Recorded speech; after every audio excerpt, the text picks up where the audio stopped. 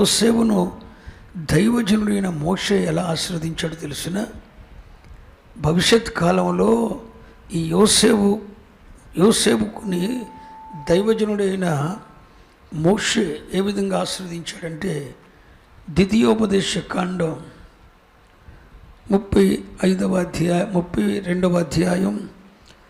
14వ వచనం నుండి 13వ వచనం చదువుదాం.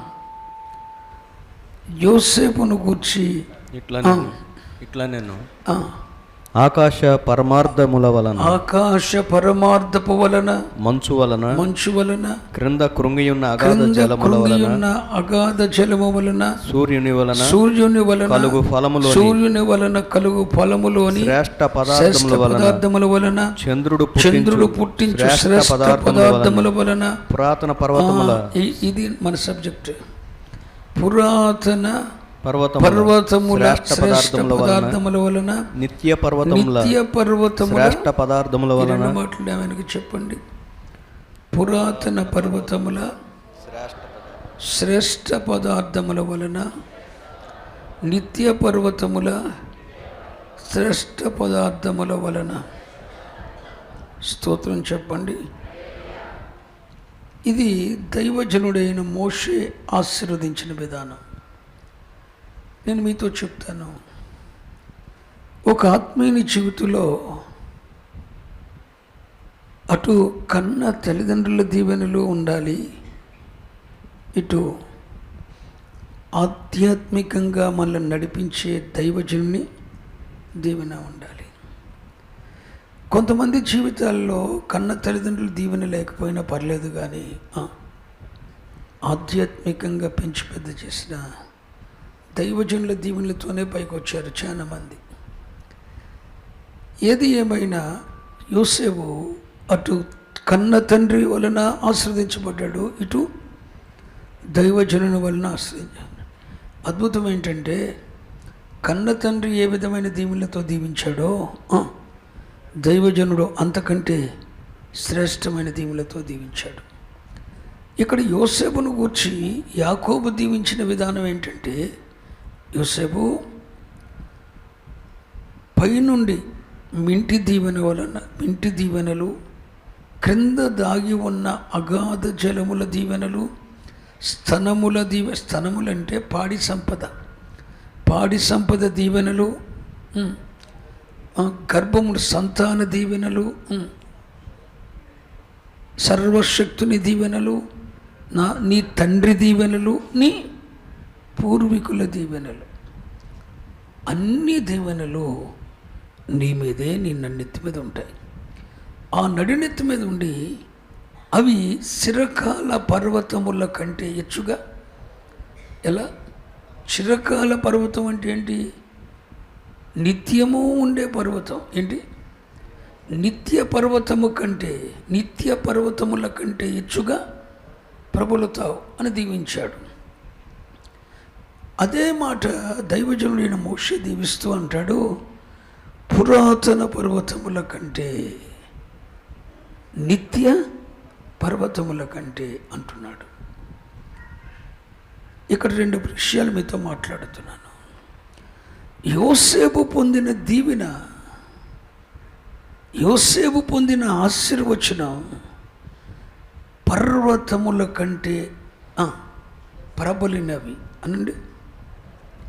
అందరి నోటితో చెప్పాలి. పర్వతముల కంటే ప్రబలినవి.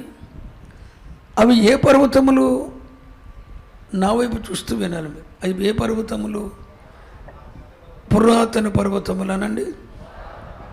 2 నిత్య పర్వతములు అనండి. ఏంటి పురాతన పర్వతములు? యోసేపు తల మీదకు వచ్చిన దీవెనలు, యోసేపు తల మీదకు వచ్చిన ఆశీర్వచనములు పురాతన పర్వతముల కంటే, నిత్య పర్వతముల కంటే ప్రబలనివి, శ్రేష్టమైనవి. ఏంటి దాని అర్థం అని అడిగితే, నేను ప్రభువుని అడిగాను, ప్రార్థన చేసుకున్నాను.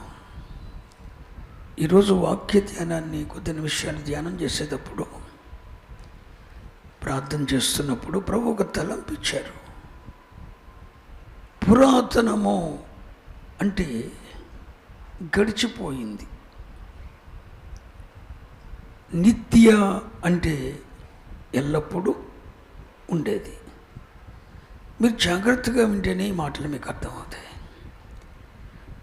పరిశుద్ధాత్మదేవుడు నాకు బయలుపరిచిన విషయం, పురాతన అంటే జరిగిపోయింది, నిత్యము అంటే నిత్యము ఉండేది. ఇక్కడ ప్రభు మదిలో నాకు తెచ్చిన విషయం ఏంటంటే, పురాతన అనేది నిత్య అనేది కాలాన్ని చూపిస్తుంది, సమయాన్ని సూచిస్తుంది. స్తోత్రం చెప్పండి. పురాతనం అనేది దేన్ని చూపిస్తుంది? కాలం, జరిగిపోయిన కాలం. నిత్యము అంటే అర్థం ఏంటి? ఇది కాలమే. దీని అర్థం ఏంటో తెలుసా పిల్లలారా? యోసేపు పొందిన దీవెన నిత్య జరిగిపోయిన కాలం జరిగిపోయిన కాలము మొదలుకొని ఇక నిత్య కాలము వరకు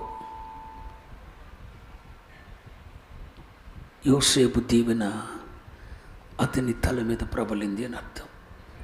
స్తోత్రం చెప్పండి. జరిగిపోయిన కాలంలో దీవెన పనిచేసింది. దయచేసి వినాలి. పురాతన జరిగిపోయిన కాలములో పనిచేసింది యోసేపుకు దీవెన. భవిష్యత్ కాలంలో, నిత్య కాలంలో కూడా యోసేపు జీవితం మీద, తల మీద అది నిలుచుకుంటుంది.